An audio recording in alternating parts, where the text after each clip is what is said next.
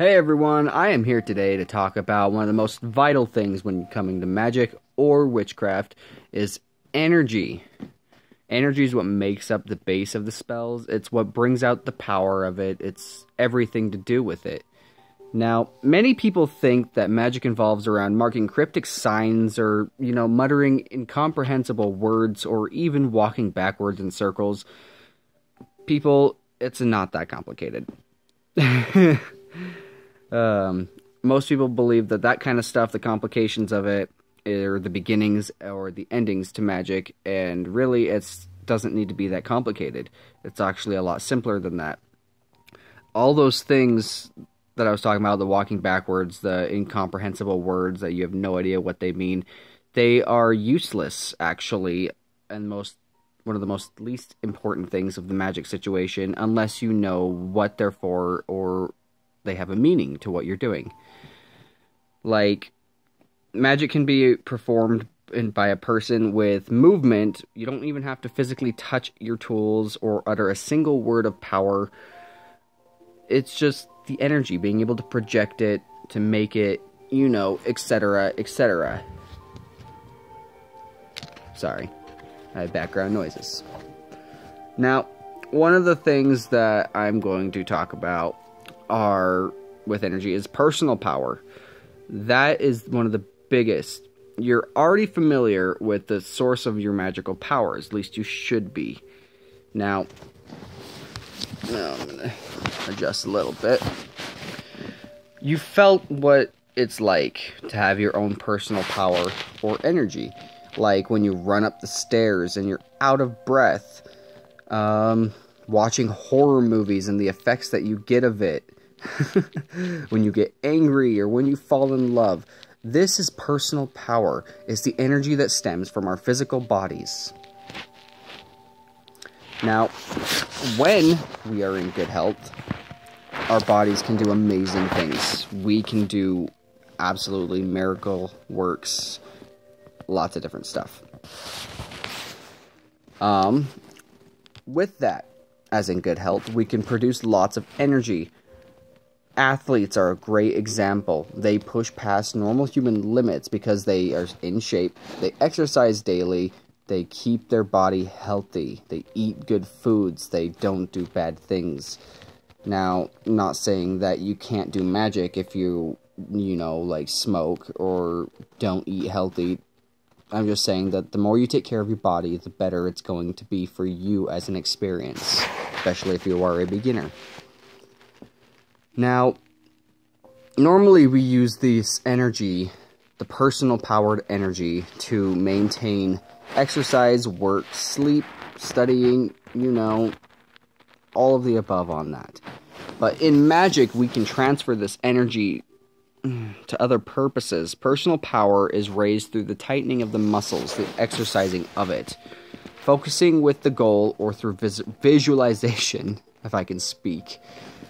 We can release that to a goal, and to manifest it, it's a spell. That's pretty much how it goes with that.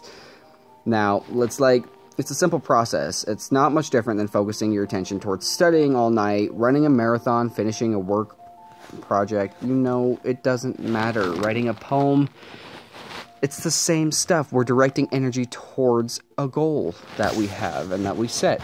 In magic, however, we consciously release this energy so that way it can speed away to create the changes that we need.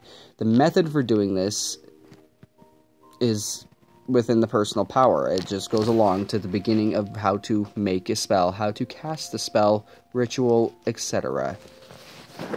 Now, some people, when they use their energy to direct, they can use their hands, they use an object such as a wand, an athame.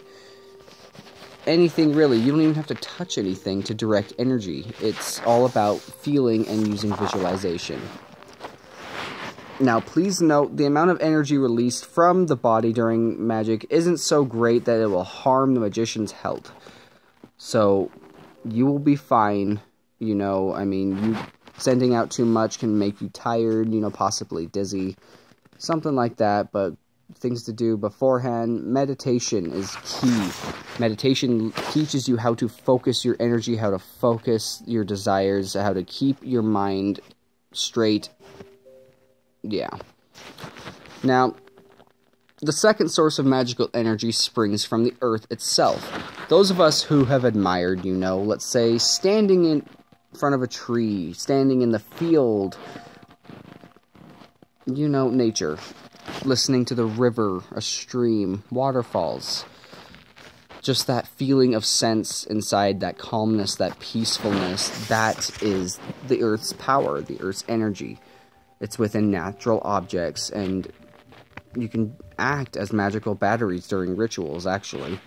So, taking a stone from a stream has the natural properties and energy that it contains from the earth, and you can use that and harness that to help boost whatever it is that you are desiring to boost for. Now, yep, I've talked about, talked about the stones. Now, any element with the earth can be used, to say the least. I mean, fire, wind, so air, earth, and water. Now, all of them have a connection in some way, form. Air is connected to fire. Fire cannot live without air. You need oxygen to make fire. Now, same kind of goes along with the earth and water. Those two are the main connectors of that. You cannot have earth without having water. It just does not go together. There's a reason that the earth that we live on is made up of continents and oceans. Not just one, not just the other. We need both. Without the earth, there would be no place to hold the oceans. And without the oceans and the water, there would be nothing, no earth to water. The water would be pointless. Say the least, anyway. Now, in natural magic, we join our personal power that I went over with the earth power. This is done through certain rituals, that can be designed to create needs of change, determine the forms of the earth, different kind of things. But we as people, when working with this, we can absorb the earth's power, the energy that the earth sends out, we can tap into and use it as our own and combine it with a personal powers, along with the, yeah. Alright, now, the next I'm going to talk about is we have to have a goal when working with a spell. No magic can be performed without a need. Obviously, if you're casting a spell, you want something. You need something. It's just that simple. It can be anything. It could be from losing weight. If you need to find love, I wouldn't advise using magic for love, unless you know what you're doing. So be warned. It can help to pass tests, to obtain money, good luck, all that kind of stuff. But it needs to be a goal. Now, the need shouldn't be impossible to achieve. Performing a ritual to make you fly in your physical body without the means of aircraft, or... No, it doesn't work. You cannot cast a spell to make you fly and then you go jump off a cliff and magically fly like Peter Pan. It doesn't work that way, so don't do it. Now... so along that, with your needs and your goals, keep it simple, keep it attainable, and it will help. You can make it come true. Now, what have we gone over? Went over personal power with the energy. So personal power, the earth's power, how to use the earth and the earth's energy along with our personal power and energy that we use to do it. Now we started off with what you need to make a spell. The need, the goal. That's fine. The next step, which is the fourth, is visualization. This is an important part of every spell. Visualization is a natural process in which we create images in our mind. In magic, we create the images we need to banish all images of the problem. So, if you were sick and you want to get better, you need to visualize in your head you getting better as a healthy, prosperous person, not being sick. You need to imagine that illness inside you, wherever it is. If you have, let's say, a cold, a sore throat, we'll go with the sore throat. With the visualization of the spell, you need to visualize the inflammation going down and just dissipating. It's gone. It's not there. You are healthy. Your throat is as it needs to be. It's just, it may seem silly and not very effective, but I promise you it is one of the most important things in the spell, is visualization and the ability to focus on it. Now, we're able to create or to see the future in our minds. Let's think of that. Creating images in the mind during magic gives the power that we've raised to a purpose or direction. Now, to practice visualizing, think of your mind as kind of like a television screen. Tune in a picture of yourself, look in the mirror, or at a photograph of yourself to refresh your memory. Sorry, my eye really itches. It's my hair. Get my hair out of the way. But refresh your memory, and then see yourself in your own mind. Once you've successfully seen yourself without having to look in a mirror, so if you can blankly stare into space, kind of like daydream and see those pictures in your head. That's visualization at its finest, is being able to daydream.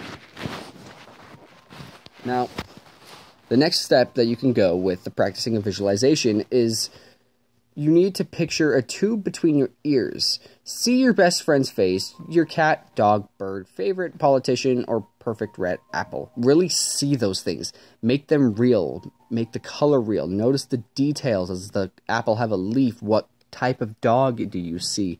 Is your best friend smiling? Is he happy? Is she sad? Is it three-dimensional or no? Now the next step for that is expansion of the last. You got to see yourself, but see yourself as more detailed. What are you doing? Are you driving? Are you working? Are you laying in your bed? You got to visualize your surroundings and start to see it. Now, this is what you'll be doing during your rituals and your spells. Visualizing your needed change as if it has already happened. You've got to visualize what you want to outcome with it. If you're doing a money spell, you've got to be able to visualize yourself with how you're getting your money. You're working with your job, you're getting a raise. Your boss comes up to you, gives you a raise, and there's more of a likely chance that it will happen. Alright, so lastly with visualization, it really is the steering wheel of all magic. It ensures that the energy goes to the proper place, but many of us have difficulty with this process, and this is why I am trying to explain it to all to help you understand better and practice with what you need to do. That's why we use symbols, though. Symbols, photographs, drawings, and other tools are often used in natural magic to focus our concentration. These tools by themselves have very little power, but used as a focal point for the concentration. They allow us to imprint the energy with a need to eventually steer the power of its destination. So, when we make symbols or use photographs, like I was just talking about, it's more along the lines to help focus or direct. Sometimes we aren't able to focus directly on what we need. We are not able to see directly what we need. So we have the picture there to help us. If you are wanting, let's say you do a spell to have someone fall in love with you, but you are having a hard time visualizing and seeing whoever it is you want to fall in love. If you have a picture of that person or anything along the lines of that sort, it's better for that to be there because you can visualize it, you can see them, and it helps you visualize in your head, so to say. Alright, lastly is we are going to talk about the spell.